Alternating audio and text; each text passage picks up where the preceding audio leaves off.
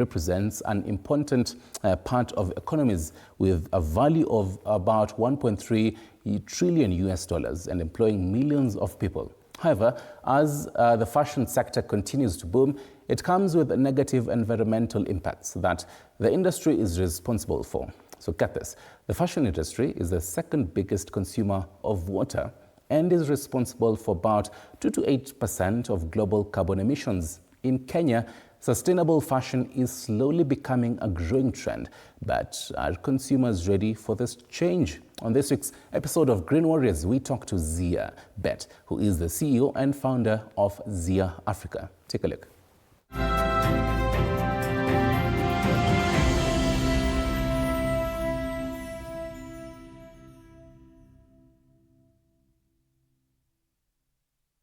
So Zia, thank you so much for talking to us. We appreciate your time and we absolutely love what we're seeing here with Zia Africa.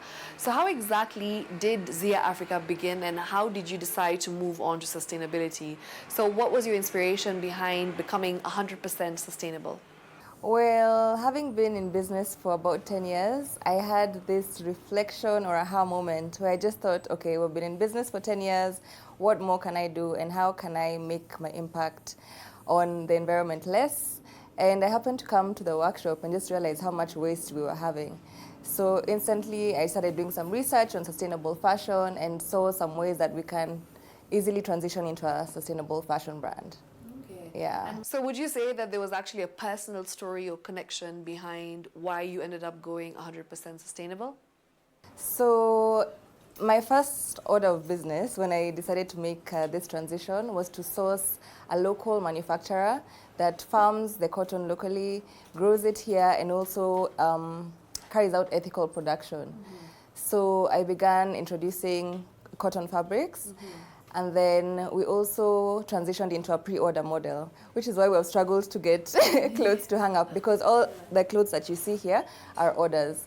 So customers order online and then we make the clothes. So made to order, we can customize the length, which is also something really exciting our customers like. And also we have reduced our waste significantly by introducing that model. We don't have dead stock and we don't overproduce. Yeah. Secondly, we have a baby line, which we have right there. That is Dahlia. So this dress is called Eco Chic. Once we cut this dress, we have offcuts and we make such pieces which we sell at our village market store and online. And it's really exciting to just see how much we can do and what such decisions can do to reduce the impact on the environment. Yeah.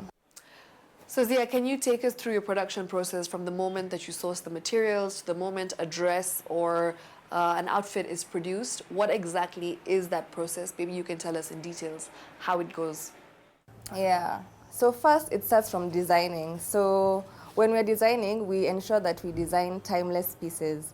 Another element of sustainable fashion is ensuring that your clothes are made to last. So when you're designing this dress, can you wear it in 10 years? Can you hand it down to your children? That used to be something that was done previously. These days, because of fast fashion brands, there's wear and tear. Maybe after a few washes, you cannot even wear that piece again or even donate it because it's in such horrible condition. So starting with designing timeless pieces that can last a long time. Okay. Then we have our e-commerce website, theafrica.com. Our customers order from there. We cut also ethically, ensuring that all waste is used well. And then we have the stitching, which is done with good quality. We take our time to ensure that everything is stitched well to as close to perfection as possible. And then the quality control. So quality control is also important, again, in ensuring that the garments are going to last long. Yeah. So we don't want you to shop every 2 months or every 3 months. We want you to shop less, but good quality. Yeah.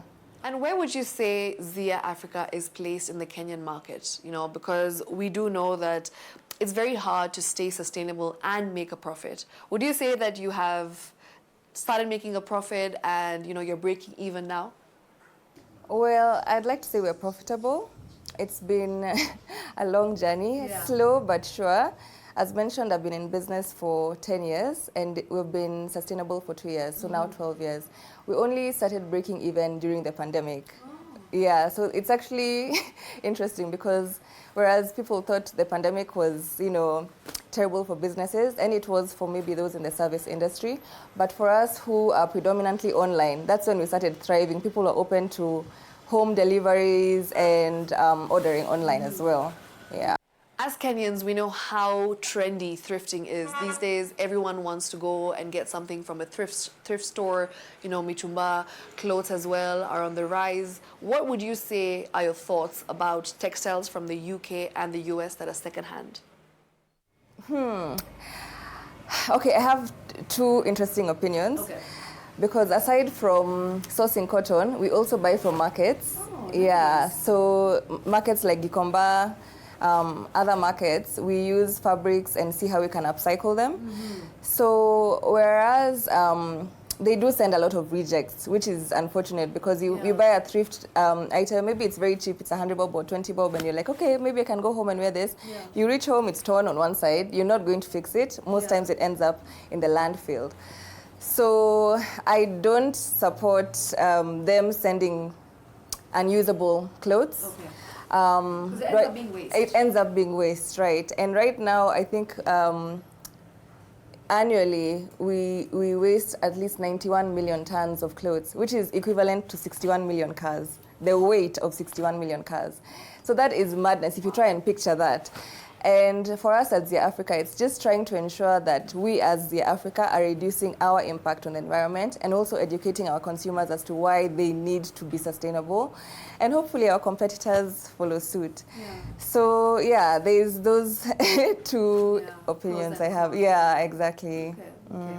Have there been moments as an entrepreneur and of course as a founder of a 100% sustainable fashion business where getting profit and being sustainable clash and you don't know what to choose and which way to go? So funny you asked that because when we first transitioned into sustainability, our consumers kind of took a backseat the first month. So I was like, oh my God, have I made the worst mistake of my career? And eventually they all came back, and we also attained new customers who actually cared about sustainability. We opened at Village Market, which is where we're located, and so many of our customers learned about us then and still come every so often to just check, what's new. They even come and repair their clothes years after, which you offer that as a service as well, because we really do want your clothes to last. So it was a test. It was a test, but we made it through. Nice. Yeah. So Zia, we've been doing a lot of research about your brand, and we know that you're very big on empowering women and empowering communities as well as making an impact on the climate and the current situation that we're going through in the country, not just the country, in fact, globally. We have climate change, we have global warming. But when it comes to empowering women, we know that you're working with women in Makueni County. Tell us more about that. So I'm actually really passionate about women empowerment. And we do this in two ways. So first, we have a program in my home county, Nandi County, where we train tailors, local tailors, and employ them. They actually produce for our Village Market store and some online orders. And then in partnership with Tosheka Textiles, they actually already have a group of women who hand weave cotton, and they help us with our Zia home line. So we make things like aprons, oven mittens, and table mats. We're soon introducing robes and other things. So I believe social impact is also just as important as sustainability. Yes. And also creating employment. Entrepreneurs, I think, contribute to 70% of employment. So yeah, just ensuring that women are fending for themselves, are creating a livelihood, and are growing as well. Yeah. Okay. So we also do some financial literacy courses where we have some ladies from Centonomy who come and just train them. Okay, so you have a salary, but how do you plan your salary? How can you grow your wealth? And these are things that they might have never learned anywhere else. Yeah. So just ensuring that they don't live here the same way that they came. Okay. Yeah. Beautiful. Yeah. Thank you. Right. So what would you say has been the impact that Zia Africa has had in Kenya when it comes to the Kenya fashion industry? Well, for one, I'd say since 2023, we have reduced our environmental carbon footprint by at least 50%. Yeah. Oh, eh. Well Yeah. done. Yeah, and it's just from doing things like Dahlia, off-cuts, baby line, and also introducing the pre-order model. I remember the December before 2023, Yeah. we had so much dead stock from Christmas because, you know, you're like, Christmas, guys are going to buy, and we overproduced. In January, you're left with millions of clothes. You're wondering, now how do I tell guys to wear a red shimmery dress in January? Yeah, so that was also an aha moment, and I'm glad that we made decisions that significantly have lowered our impact on the environment. Okay. Yeah. And since we are talking about the Kenyan fashion industry, still on that, what do you think is the current status when it comes to Kenyan fashion being sustainable?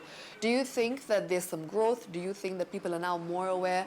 Or do you think that there's still a long way to go before people start being sustainable as consumers of fashion?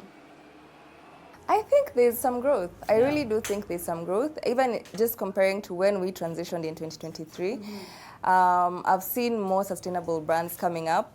I've had our customers speaking more about sustainability in a way that they weren't a few years ago. And I think people are more receptive towards hearing about sustainable fashion. And I'm always happy to see when a new brand comes up and they're doing something amazing that's impactful. Okay. Yeah. Brilliant. Zia, it's amazing to see your growth because 5 years ago, you know, I remember that you were not sustainable. You started 5 years ago and you went on to this journey to become 100% sustainable. And here we are talking 5 years later. And now in the next 5 years, what are some of your dreams, your vision for Zia Africa, you know, in terms of your growth? And is there something that you want to achieve? Well, I have a vision of creating employment for 1,000 tailors by 2040. Manifesting! Yes, we are manifesting. So hopefully we're halfway to that, just creating employment for women tailors. Secondly, I'd like to continue shipping worldwide and, you know, sharing about creating awareness on sustainability. I'd also like to have grown from here. Possibly the next time you come will be at a go down or in a warehouse. So just scaling slowly but responsibly. Okay. Yeah. Brilliant. Thank you so much, Zia. We love the fact that you sat here and, you know, we just had a very wholesome conversation about your fashion brand that is 100% sustainable. That's Zia Africa. So yeah, keep up the good work. And of course, that wraps up today's conversation with Zia Bett, the founder of Zia Africa, that is a 100% sustainable fashion brand here in Kenya.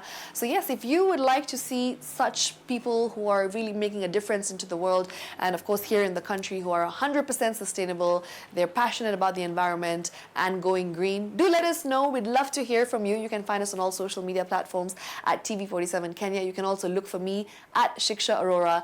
Nominate someone, or if you're somebody who is sustainable, talk to us. We'd love to host you in the upcoming episodes of Green Warriors right here on Green Fix, only on TV47. Until next time, I am Shiksha Aurora, signing out.